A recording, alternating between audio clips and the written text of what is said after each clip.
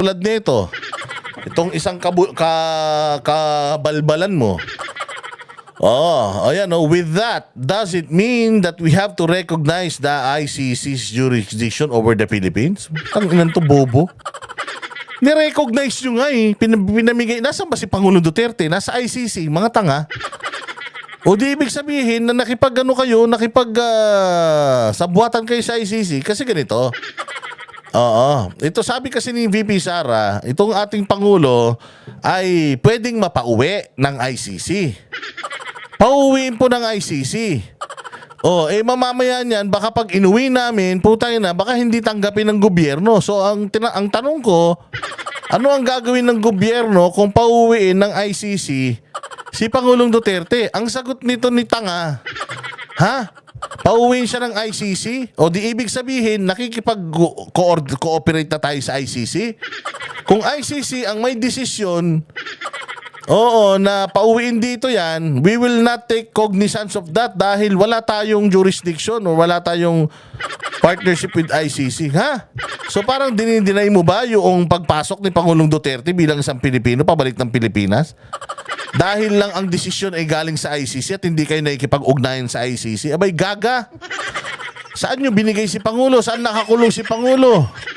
Hindi ba sa ICC? O bakit kayo nakipag-cooperate sa Interpol? Di ba dahil sa ICC? Abay, gago talaga to. Wala talagang utak. Inutil talagang hayop. Ito pa. Pakinggan nyo pa tong isang kabalbalan niya. Tangina, no? Ano talaga eh. Suki. Ito, sabi ko nga sa inyo, itong si Claire, supposedly, dapat nagbibigay ito ng magagandang balita. O meron naman siyang balitang maganda, pakinggan nyo. 5 pesos kada kilo ang maximum suggested retail price or MSRP ng imported rice kasunod ng patuloy na pagbaba ng global rice prices. Meron siyang 5 pesos kada kilo ang maximum suggested retail price or MSRP ng imported rice kasunod ng patuloy na pagbaba ng global rice prices. Tangin na yan. 45 pesos per kilo. 45. In-announce niya ang 45 ang kilo ng imported na bigas. Imported. Ano nangyari sa local na bigas natin? Di ba ang dami natin magsasaka? Bakit ipinagmamalaki mo yung presyo ng imported? Gumastos tayo dyan. Dapat ang ipagmalaki mo yung presyo ng bigas na lokal. Magkano presyo ng bigas na lokal? Sigurado mas mahal. Putang ina, sinong tinutulungan yung bumenta? Yung mga international rice traders. Yung mga smuggler na pinanggalingan ng mga bigas na yan, ganun ba? 45 pesos besides, ang layo niyan sa 20 pesos na kilo Wala pa yan sa kalahati 45 pesos, putang ina niyan. Ang mahal-mahal pa din yan. Anong maganda dyan sa ibinalita mo? Yan na yung pinakamagandang nagawa ni Bongbong sa Pilipinas. Sa loob ng panunungkulan niya, inaibaba niya ng 45 pesos yung kilo ng bigas. Ay, Diyos ko naman, Claire, ano ka ba naman? Ayon sa Department of Agriculture, simula nang ipatupad ang MSRP nitong Enero, 19 pesos na ang kabuuang ibinaba ng presyo ng bigas. Ayon naman sa Philippine Statistics Authority, malaking factor ang MSRP sa pagbaba ng presyo ng bigas. Nakatulong din. Hindi nga mababa mataas pa din Walang hiya kayo Kaya nga ang sinasabi nyo dito, 45 ang presyo ng kilo ng imported na bigas. Kasi nga, in-import nyo yan, may bigas naman tayo dito. Bakit hindi yung mga bigas ng mga magsasaka natin yung ibenta nyo? Wala na ba silang bigas? Buang talaga Ang mas mababang presyo ng bigas sa pagbaga ng inflation rate nitong Pebrero. Nabasa na, mali-mali pa. Tanginang yabang-yabang sumagot. Pagka yung mabuting ginawa ng gobyerno, hindi masaulo. Pagka ang sagot patungkol sa mga Duterte, sa ulo niya. Pero pag patungkol sa trabaho niya talaga, magbigay sa atin ng mga ginagawang kabalbalan ng gobyerno, hindi niya sa ulo. Binabasa. Walang hiya Sa 2.1% mula 2.9% noong Enero. Naipatupad ang MSRP matapos aprubahan ni Pangulong Ferdinand R. Marcos. Tayo na, muntik pang madulas, Pangulong Duterte. Puro Pangulong Duterte kasi laman ng isip mo. Tinan mo nag-post. Ferdinand R. Marcos Jr. ang pagbawas Tinan nyo nag-post. ni Pangulong Ferdinand R. Marcos Jr. Tayo na, muntik pa siyang madulas eh. Ay, nako Claire. ang pagbawas sa rice tariffs sa 15% mula 35% noong Hulyo 2024. Good news ba yon? Na 45 na lang kilo ng bigas? Tayo na, bad news pa din yun. Ang layo na sa pinangako niyong 20 pesos na kilo. Tsaka 45 pesos na kilo ng bigas imported. So, inaano ninyo? Ino-offer ninyo imported. Paano naman yung local? Akala ko ba mahal yung bayang Pilipinas? Bakit pinayayaman nyo yung mga importer at saka yung mga pinanggalingan ng mga imported na bigas na yan? Ay, nako. Alam mo kung gaano kagulo isip nito ni Claire? Parang ito ang amo niya. Pakinggan nyo. Ang pangangailangan sa power ay pataas ng pataas. Madami ng parami. Kaya piso, bagay na bagay sa atin ang solar. Dahil alam naman ninyo, kahit umuulan, may araw pa rin. Utangin ang galing. Tsaka kailangan daw natin yung solar. Dahil dito daw sa Pilipinas, kahit umuulan may araw. Puta, ano yan? May kinakasal na tikbalang? Na bongbong. Anong katol na naman ang tinira mo? Para yung ulan, habang umuulan, umaaraw. Iba na talaga tama mo, Grabe tama, no? Oo, mantakin mo, ang ano daw, umuulan, habang umuulan, umaaraw. Umaaraw, umuulan. Di ba sabi nila pagka umuulan na umaaraw, ibig sabihin, may kinasal na tikbalang yan? Ano na naman yung sinasabi mo? Ang pangangailangan sa power ay pataas ng pataas. Madami ng parami. Kaya piso, bagay na bagay sa atin ang solar. Dahil alam naman ninyo, kahit umuulan, may araw pa rin. Anak ng tinapay, kahit daw umuulan may araw pa din. Ito din yung sinabi niya na kakatalim lang daw nila, inanin na nila. Grabe yun, utak ng presidente. Grabe yung utak ng presidente, talagang mababaliw ka rin, kahit naman ako siguro si Claire, puta, ganito kausap ko. Mababaliw ako, tinan ninyo tong bagong sinabi na naman ni Claire.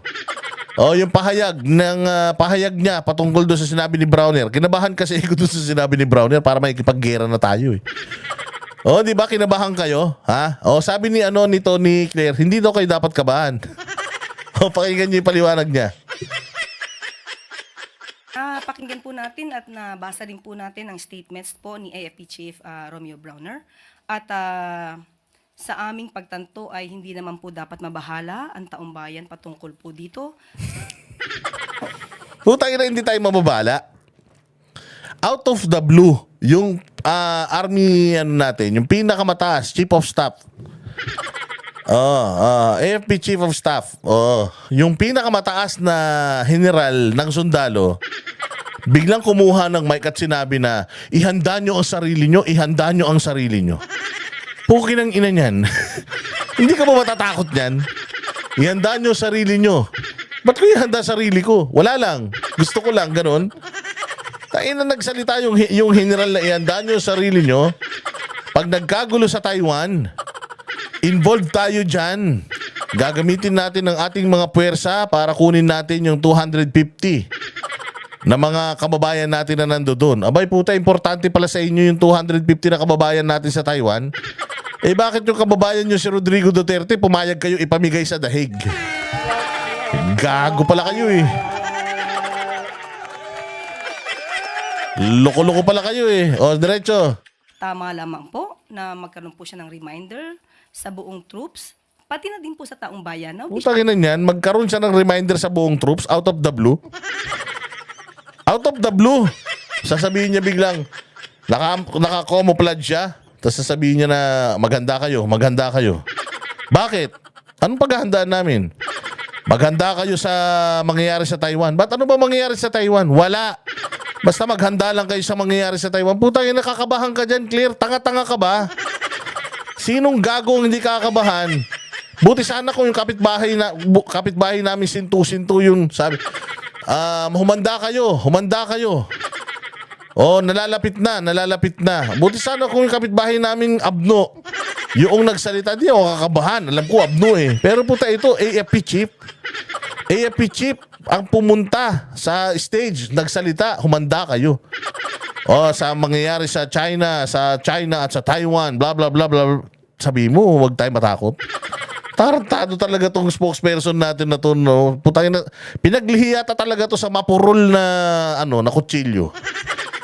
We should always be prepared in all contingencies. Yun naman po. At kung may mga detalye pa po patungkol dito ay hahayaan na naman po natin si Secretary Teodoro at saka si AFP General, AFP Chief. So hindi niya na masagot. Hindi na siya makapagsinungaling kasi putangin na, ang bobo naman kasi talaga. Nanakot sila tapos hindi sabi mo wag matakot. Ano yun? Bigla lumabas yung matanda sa horror, sabi niyo comedy yun. O hayop naman talaga. O bigla lumabas yung si Dracula. Ano yun? Gusto niyo matawa tayo? O so sinasabi niya, wala siyang comment, wala siyang statement tungkol doon. Pabayaan na lang natin sa EFP. Pero tingnan niyo gano'n siya kaepal. Romeo Browner, sumagot po dyan. Sa panig pa ng Palasyo, Ayusek, may pinag-uusapan na po ba ang mga posibleng senaryo, lalo na po't may mga Filipino din sa Taiwan?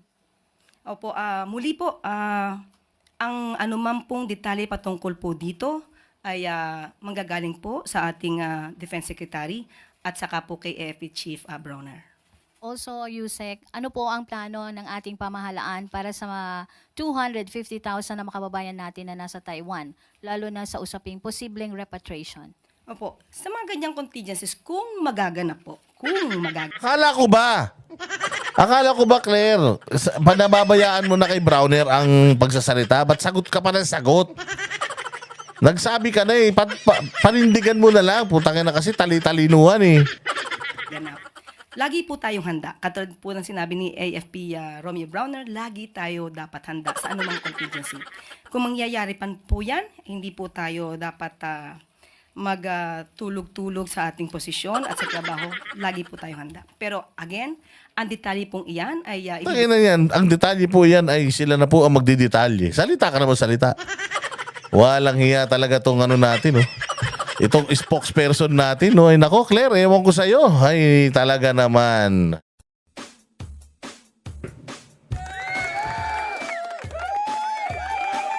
Ay, so yan po ang estado ng ating bayan. Ang gulo-gulo na po nila. Sila po ang sila po ang nagpapahamak sa mga sarili nila.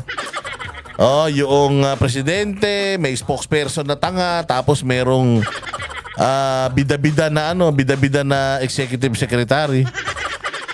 Oh, iba-iba po ang kanilang mga sinasabi. Hindi na po talaga natin alam kung sino po ang namumuno sa bayang Pilipinas. Tayo ba'y pinamumunuan ni Bongbong, ni Bersamin o ni Claire? Oh, pero isa lang po ang pinaka-importante sa lahat. Oh, kahit anong gaano man sila kagulo, kahit na anong sabihin nila, para makaiwas na tayo sa switik salot ng lipunan na mga kawatan sa pamahalaan, ito po ang Team Duterte. PDP laban senatorial candidates na ikinakampanya ni Pangulong Bongbong Marcos. Ayan, si Jimmy Bondoc de la Rosa, Bongo, Hinlo, Lambino, Richard Mata, Marcoleta, Rodriguez, Philip Salvador at Pastor Apollo Kibuloy. Bakit ko ba sinabi na kinakampanya ito ni Bongbong? Kasi nga, every time na itong si Bongbong ay may gagawing kabalbalan sa Pilipinas, yung mga kasapakat niya dyan sa alyansa, mas lalong nawawalan ng pag-asang manalo. Kaya every time na nagkakamali ito si Bongbong, lalong nabibisit ang mga tao at sa sobrang bisit ng mga tao, hindi na sila makapag-antay hanggang May 12 para maiboto na itong Duterte. Ayan pigilin ang pang-aabuso ng rehimeng Marcos. Pigilan ang impeachment ni VP Sara Duterte. Labag sa konstitusyon ang pagpapadala kay Tatay Digong sa ICC. Bagong mukha ng tunay na serbisyo. Yan. Huwag niyong kalilimutan yan na vote straight tayo mga bossing. Maraming salamat po sa inyong lahat. God bless us all and God bless you all. Mabuhay kayo at sana ay i-like, i-share ninyo itong ating live stream para makarating sa kinaukulan. Baka sakaling atakin sa puso ang mga buwaka ng inon yan. O di na bawas-bawasan ng mga demonyo sa Pilipinas, kaya ang init-init sa bayan natin, puro satanas ang mga nandirito sa Pilipinas. Ayan, salamat po. See you again next vlog. Kami ang boses ng masa, hindi natatakot. Katotohanan lang, di kami nalulunod. Walang bahid ng sismis, lahat ay totoo. Kahit sino ka pa, pag mali ka babanatan ka. Walang pinipili kulay, wala kaming kinikilingan. Basta para sa bayan, kami lalaban. Pag tama palakpakan, pag mali banatan. Di matitinag, di matatakot, para sa bayan tuloy ang sigaw. Sa harap ng kamera, walang halong takot. Mga baluktot, lahat kayo'y tutumba. Ang hustisya at totoo, yun lang ang mahalaga. Kahit sinong harang, di kami matitinag. Walang pinipiling kulay, wala kaming kinikilingan. Basta para sa bayan, kami lalaban. Pag tama palakpakan, pag mali banatan. Di matitinag, di matatakot, para sa bayan tuloy ang sigaw.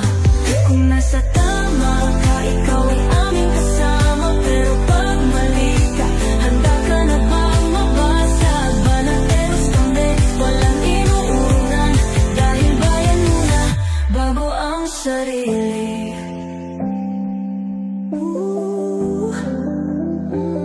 Bago ang sarili.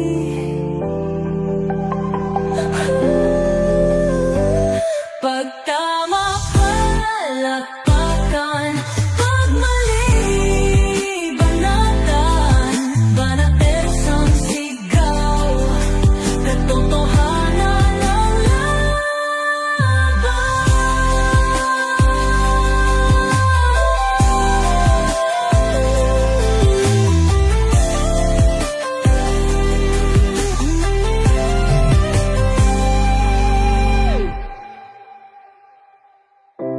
Sa harap